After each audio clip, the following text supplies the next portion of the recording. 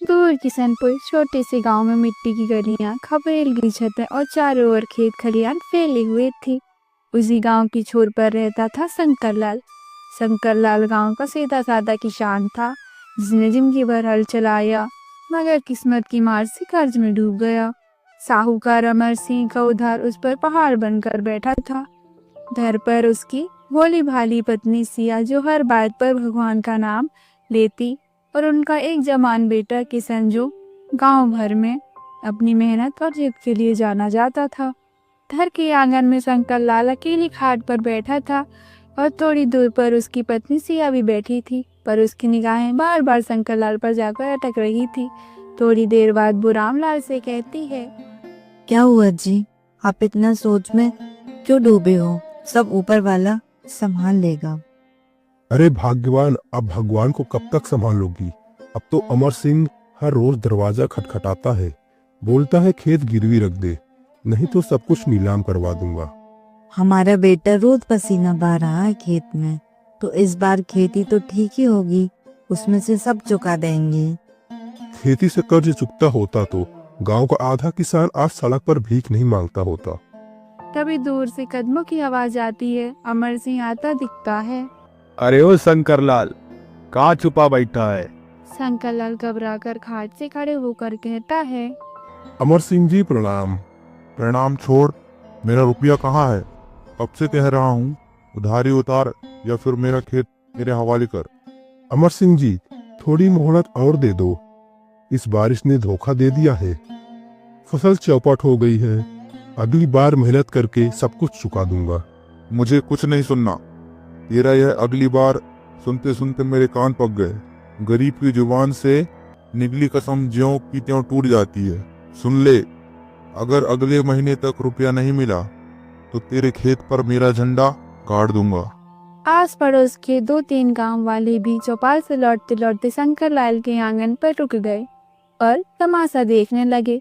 तभी अंदर से किशन निकला। चौड़ी कंधे वाला जवान लड़का, माथे पर पसीना चमक रहा था, शायद खेत से काम करके सीधा आया था। साहूकार काका, इतना ताना मार मार के काहे बापू को रुलाते हो? ये खेत नहीं बिकेगा, यह बात आप गांठ बांध लो। अमर सिंह सुरेश की ओर घूरते हुए बोला, अरे लड़के, तेरी इतनी औकात? तेरे बाप का खेत उधार से बंधा हुआ है और तुम मुझे ऐसा बोल रहा है? मैं हुक्म चलवा दूंगा, तब देखता हूँ कि तुम लोग मेरे से कैसे बचते हो। किशन ने खड़े स्वर में कहा, जब तक मेरी सांस है, खेत का एक भी टुकड़ा तुम्हें नहीं दूंगा। पसीना बहा दूंगा, लेकिन खेत नहीं दूंगा। सिया रोने लगी। शंकरलाल चुपचाप खड़ा रहा। अमर सिंह बोला, ठीक है, देखता हूँ तेरी मेहनत को। महीने भर में कर्जा वापस ना हुआ तो तेरे खेत पर मेरा हल चलेगा। इतना कहकर वो वहां से चला गया। गांव वाले भी खुसुर फुसुर करते चले गए। आंगन में सन्नाटा छा गया, हवा जैसे थम सी गई हो। सिया ने किशन से कहा, बेटा, इतनी जोश मत देखा, तेरे बापू पहले ही टूट चुके हैं, कर्जा बड़ा भारी है बेटा। अम्मा, चिंता मत कर, खेत हमारी इज्जत है, इसे कोई नहीं छीनेगा। मैं दिन रात काम करूंगा, भले ही तन टूट जाए। शंकरलाल, उसने डरते हुए अपने बेटे से कहा, बेटा, जिंदगी बड़ी बेरहम होती है। खेती आज है, कल बर्बाद कर सकती है। किशन ने पिता की आंखों में झांकते हुए कहा, बापू, तुमने जिंदगी खेतों में गुजारी है, अब मैं तुम्हें किसी के आगे झुकने नहीं दूंगा। खेत मेरा भी है, पसीना मेरा भी गिरेगा। सिया आंचल से आंसू पोंछते हुए बोली, अजय देखो, हमारा बेटा कैसा बोल रहा है, इसका हौसला तो देखो, भगवान जरूर राह निकालेगा। शंकरलाल बिना कुछ बोले चुपचाप खाट पर बैठ गया। उस रात पूरा घर चुप रहा। किशन आंगन में चारपाई पर करवट बदलता रहा। उसके मन में अमर सिंह का ताना गूंज रहा था। अरे किशन, तेरी इतनी औकात? तेरे बाप का खेत उधार से बंधा है और तू मेरे से ऊंची आवाज में बात कर रहा है। मैं हुक्म चलवा दूंगा, तब देखूंगा तुम लोग कैसे बचते हो। किशन ने आसमान की ओर देखा, तारे चमक रहे थे। उसने मन ही मन कहा, औकात दिखाऊंगा अमर सिंह को।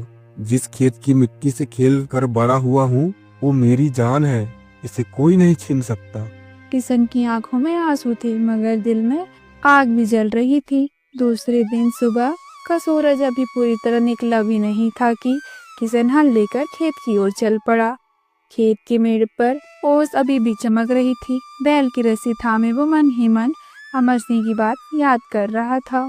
खेत में पानी की कमी साफ दिख रही थी। किशन ने बैलों को जोतते हुए हल जमीन पर चलाया। पसीना माथे से टपक रहा था मगर उसके चेहरे पर जिद साफ झलक रही थी। वह हल चलाते हुए खुद से बोलने लगा, जितना पसीना बहाना है बहा दूंगा, लेकिन बापू का सर नीचा नहीं होने दूंगा। अब कर्ज उतार कर ही रहूंगा। थोड़ी देर बाद गांव का आदमी वहां से गुजरते हुए चौपाल की ओर जा रहा था। तभी खेत में किशन को हल चलाते देखकर वहीं रुक गया और बोला, अरे देखो तो, यह शंकर लाल का बेटा सोचता है अकेले मेहनत से साहूकार का कर्ज चुक जाएगा। काफी बड़े सपने देख रहा है। वह आदमी वहां से हंसते हुए चला जाता है। किशन ने सब सुना मगर बिना कुछ बोले हल चलाता रहा। उसकी आंखों से आंसू आ गए मगर उसने पसीने के साथ आंसू भी मिट्टी में मिला दिए। दोपहर तक सूरज आग बरसाने लगा। मिट्टी तपने लगी, बैल भी हाँफने लगे। सूरज ने बैलों को तालाब की ओर मोड़ा, पानी पिलाया, खुद भी किनारे बैठ गया। तभी गांव का उसका दोस्त राजू वहां आया। किशन तू पागल हो गया है क्या? सवेरे से खेत जोत रहा है, थोड़ा आराम कर ले भाई, नहीं तो चक्कर खा के गिर जाएगा। राजू, अब आराम का समय नहीं है। खेत ही तो सब कुछ है। जब तक यह खड़ा रहेगा बापू की इज्जत बची रहेगी। तेरी जिद है भाई, मैं तो तेरे आगे कुछ नहीं बोल सकता। लेकिन सुन, साहूकार अमर सिंह यूं छोड़ने वाला नहीं है। बड़े बड़े लोग उसके जाल में फंस चुके हैं। फंसे होंगे और लोग, लेकिन मैं नहीं फंसूंगा। देख लेना, यह फसल ही मेरी ढाल बनी। शाम होते होते किशन खेत से लौटा। उसका पूरा शरीर मिट्टी और पसीने से सना था। सिया दरवाजे पर खड़ी उसका इंतजार कर रही थी। अरे बेटा, तू पूरा दिन धूप में जल गया। दोपहर को खाना खाने घर आ जाता तो अच्छा रहता। सुरेश ने मुस्कुराने की कोशिश की और सिया से कहा, अम्मा, पेट की आग तो थोड़ी देर दब सकती है, लेकिन मन के अंदर जो आग लगी है वह तो जब फसल आएगी तभी बुझेगी। तब तक मुझे चैन नहीं मिलेगा। बेटा, मैं तुझसे भीख मांगती हूँ, इतनी सी जान मत लगा। मुझे डर लगता है कहीं तुझे कुछ हो न जाए। अम्मा, मुझे कुछ नहीं होगा, तुम फिक्र मत करो। अगर मैं गिर भी पड़ा तो खेत की मेड़ पर ही गिरूंगा, मगर अब हार नहीं मानूंगा। 2-3 दिन ऐसे ही बीत गए। गांव वाले रोज किशन को खेत में जोतते हुए देखते, कुछ हंसते, कुछ तरस खाते। कुछ दिन बाद दोपहर में अमर सिंह खुद खेत पर आ पहुंचा। उसने सुरेश से कहा, अरे किशन, बड़ा जोर लगा रहा है रे। सोचता है यह मिट्टी तुझे रुपया बना देगी, लेकिन सुन, ब्याज दिन ब दिन बढ़ रहा है। फसल होगी भी तो आधा तो मेरे ही घर आएगा। काका, रुपया आपका है, लेकिन मेहनत मेरी है। खेत मेरा है। जब तक मैं जिंदा हूँ कोई इसे छीन नहीं सकता। अमर सिंह ने गुस्से से बोला, देख लूंगा बेटा, बड़ा मर्द बन रहा है। याद रख, महीने भर बाद तेरे खेत पे मेरी फसल होगी। काका, मैंने कसम खाई है, खेत पर हल चलेगा तो सिर्फ मेरा, और पसीना बहेगा वो भी मेरा। यह मिट्टी मेरे बापू की है, इसे किसी को भी छीनने नहीं दूंगा। अमर सिंह ने घूर कर किशन की ओर देखा और चला गया। रात को आंगन में शंकर लाल खाट पर बैठे था। रिया पास में रो रही थी। सिया, मुझे डर लग रहा है। हमारा छोरा पागल हो रहा है। न जाने खेत उसका सहारा बनेगा या जाल। अब तो भरोसा इसी पर है। तुम देख नहीं रहे, हमारे बेटे की आंखों में आग है। शायद भगवान इसी के हाथ से कोई चमत्कार करवाएंगे। किशन भी वहीं बैठी सब सुन रहा था। उसने पिता के पास आकर कहा, बापू, तुम हिम्मत हार रहे हो, मगर मैं नहीं हारूंगा। उसने आपका अपमान किया है, इसलिए अब मैं अमर सिंह की हंसी जरूर मिट्टी में मिला दूंगा। ऐसा सुनकर शंकर लाल की आंखें छलक पड़ी। वो कुछ नहीं बोले। अगले ही दिन से किशन ने और भी ज्यादा मेहनत शुरू कर दी। सुबह सूरज के उगने से पहले ही उठना, बैलों से खेत को जोतना, खेत के मेड़ को दुरुस्त करना, सब कुछ अकेले करता। गांव वाले अब मजाक से ज्यादा हैरान होने लगे। यह लड़का तो सच में दीवाना है, दिन रात खेत में पड़ा रहता है, कहीं सचमुच फसल कुछ कर गई तो। किशन की मेहनत अब तानू को भी सोचने पर मजबूर कर रही थी। एक शाम सूरज जल रहा था। किशन खेत के मेड़ पर बैठा था, तभी राजू फिर आया।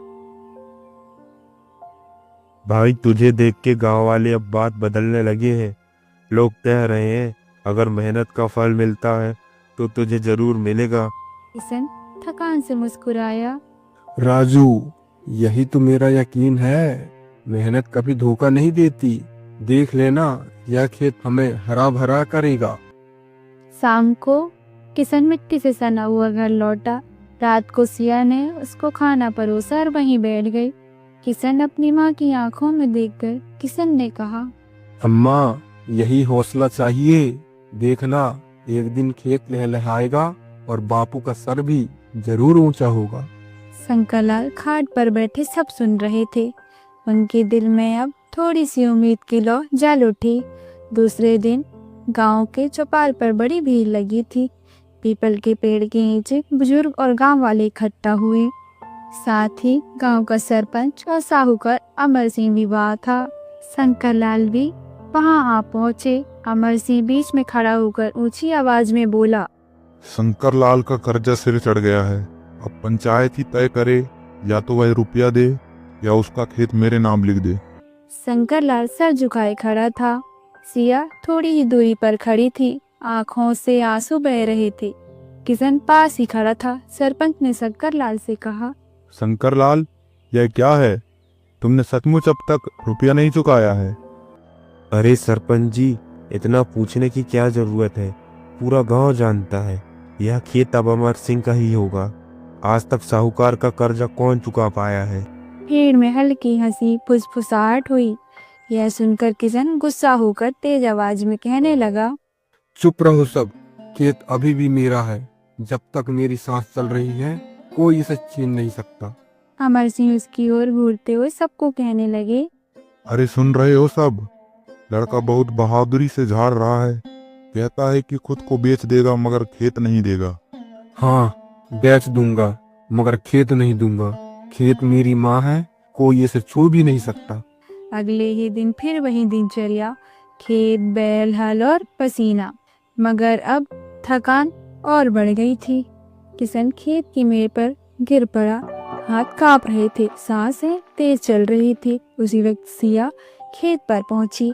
बेटे को मिट्टी में लथपथ पड़ा देखा तो जल्दी पास आकर फूट फूट कर रोने लगी। हे भगवान, मेरे बेटे को ये क्या हुआ? उठ बेटा, तेरे ऊपर कर्जा है, बोझ है, पर तू जान मत गवा। हम भूखे रह लेंगे मगर तुझे खो नहीं सकते। किशन ने मुश्किल से आंखें खोली। उसके होंठ सूख गए थे। वो धीरे से बोला, अम्मा, मैं हारूंगा नहीं। अगर गिरा भी तो खेत की मेड़ पर ही गिरूंगा। अब गांव में बातें और भी तेज होने लगी। यह लड़का सचमुच पागल हो गया है। दिन रात खेत में जान दे रहा है। खेत से कर्जा उतरता तो अब तक कोई किसान कंगाल ना होता। लेकिन उसकी मेहनत तो देखो, इतनी लगन तो किसी ने नहीं दिखाई होगी। हो सकता है भगवान इसी का साथ दे दे। गांव दो हिस्सों में बढ़ गया। कुछ लोग ताना मारते, कुछ धीरे धीरे किशन के पक्ष में खड़े होने लगे। थोड़ी दिन बाद एक शाम चौपाल पर फिर पंचायत लगी। अमर सिंह ऊंची आवाज में सरपंच से बोलने लगा, अब तो आखिरी फैसला कर ही दो, वरना मैं उस शंकरलाल के छोरे को ना तो खेत पर हल चलाने दूंगा और ना ही फसल काटने दूंगा। कर्जा लौटाओ वरना खेत मेरा। अमर काका, खेत पर हल चलेगा तो सिर्फ मेरा। तुम चाहे कितनी बार पंचायत लगा दो, मैं डट कर खड़ा रहूंगा। और हाँ, खेत में अब हमारी फसल लहरा रही है। हम आपका कर्जा जल्दी ही चुका देंगे। लड़के, तेरी जिद ही तुझे बर्बाद करेगी। और हाँ, 1 महीने की मोहलत पूरी होने वाली है। उसके पहले मेरा रुपया लौटा देना। सिर्फ बड़ी बड़ी बातों से कुछ नहीं होता। इतना कहकर अमर सिंह वहां से चला गया। सभी गांव वाले चुपचाप घर लौट गए। उस रात शंकरलाल बहुत देर तक खामोश रहा। खाट पर बैठकर सोचता रहा। अंत में बोला, सिया मुझे डर लग रहा है। हमारा छोरा पागल हो रहा है। न जाने खेत उसका सहारा बनेगा या जाल। अब तो भरोसा इसी पर है। तुम देख नहीं रहे हमारे बेटे की आंखों में आग है। शायद भगवान इसी के हाथ से कोई चमत्कार करवाएंगे।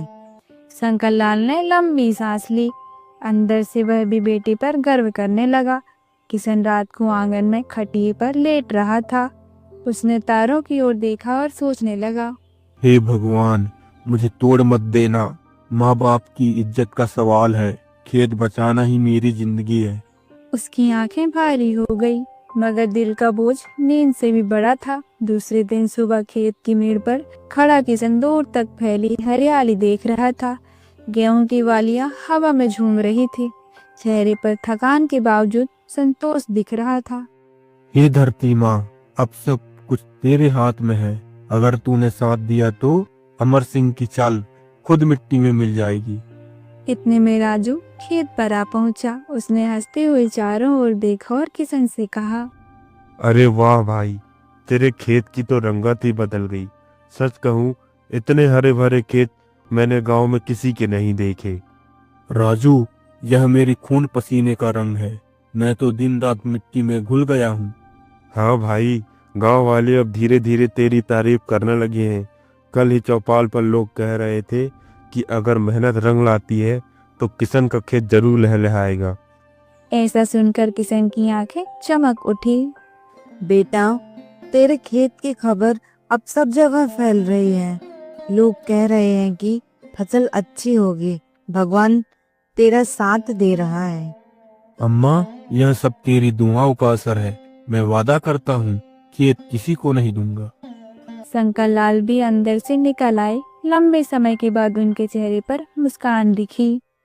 बेटा, आज तेरे बाप का सिर ऊंचा हो गया। तेरी मेहनत देखकर लगता है शायद वाकई कर्जा उतर सकता है। बापू, जब तक मैं जिंदा हूँ आपको किसी के आगे नहीं झुकने दूंगा। अब दिन बीतते गए। खेत सचमुच सोना उगलने लगा। गेहूं की बालियां भारी होकर झुक गई। गांव वाले जो पहले ताना कसते थे, अब चुपचाप किशन के खेत के पास से गुजरते। कुछ लोग तो दबी आवाज में तारीफ भी करने लगे। किशन की मेहनत का असर देख रहे हो? लगता है भगवान ने उसकी सुन ली। अब अमर सिंह भी परेशान होगा, क्योंकि उसकी नजर शंकर लाल के कर्ज से ज्यादा उसकी जमीन पर जो थी। अमर सिंह ये देखकर भीतर ही भीतर खोल रहा था। एक शाम वो सरपंच के पास पहुंचा और सरपंच से कहा, सरपंच जी, शंकर लाल का खेत तो भरा भरा हो गया है, मगर मेरा रुपया अभी तक अटका है। ब्याज जोड़ो तो कर्जा और बढ़ जाएगा। आप पंचायत में ऐलान कर दो, जब तक रुपया ना चुकता खेत पर उसका कोई हक नहीं। अमर सिंह, तेरी बात सही है कि रुपया बकाया है, मगर उसका लड़का दिन रात मेहनत कर रहा है। अब गांव वाले भी उसके साथ खड़े होने लगे हैं। तो कुछ नरमी दिखा भाई। सरपंच जी, मैं तो ब्याज खोर हूँ। अगर नरमी दिखाऊंगा तो लोग मुझे ही खा जाएंगे। सिर्फ तुम पंचायत बुलाओ और फैसला कराओ, बस। अगले ही दिन पंचायत बुलाई गई। पूरा गांव जमा हुआ। किशन और शंकर लाल भी वहां पहुंचे। सरपंच जी, खेत चाहे हरा हो गया हो, मगर रुपया अभी तक नहीं लौटा।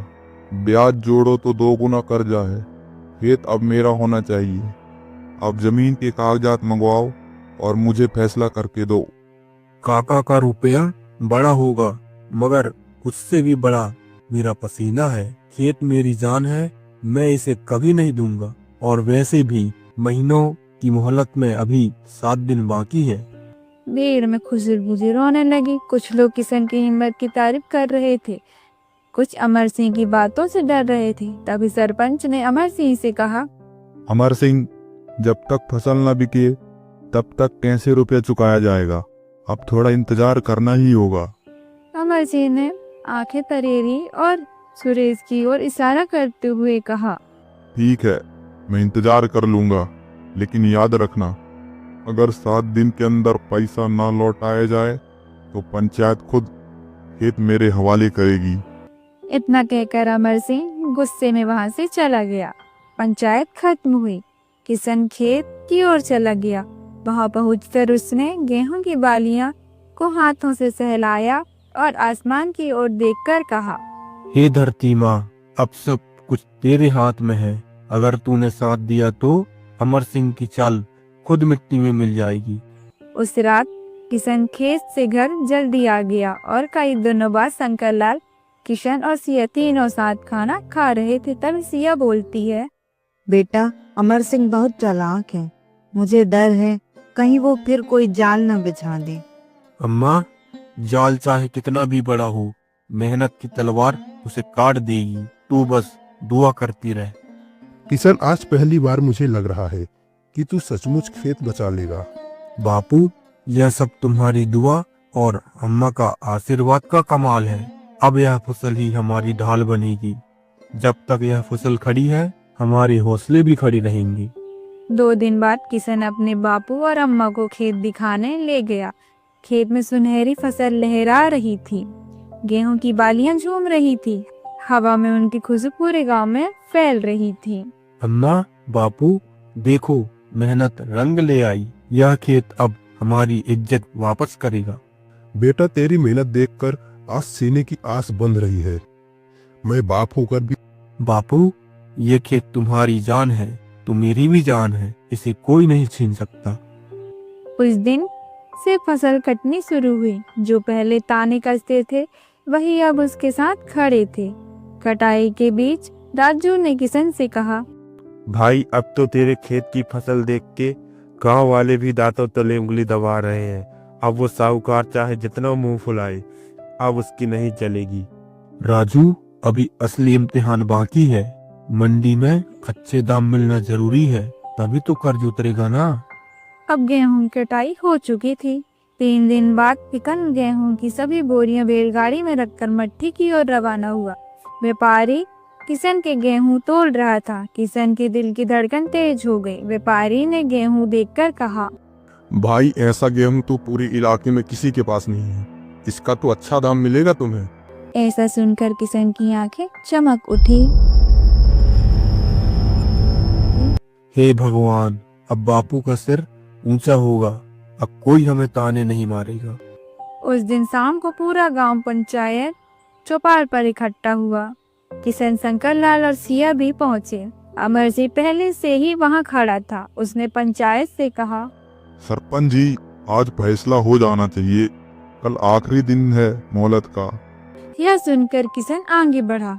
उसके हाथ में रुपयों की गठरी थी।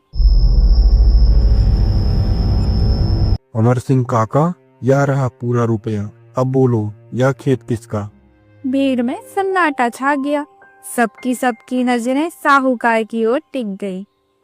अमर सिंह का चेहरा उतर गया। उसने अनमने ढंग से गठरी पकड़ ली और धीमे स्वर में बुदबुदाते हुए कहा, ठीक है, कर्ज उतर गया।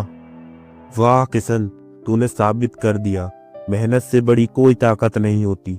तूने खेत बचाकर दिखा ही दिया। हम सब तुझे ताने मारते थे। गांव वालों, मैंने जो किया अपनी मिट्टी और बापू की इज्जत बचाने के लिए किया। मेहनत और हौसले से ही इंसान जीतता है। इस कहानी ने एक नई सीख दी। मेहनत और लगन से कोई भी मुश्किल जीती जा सकती है।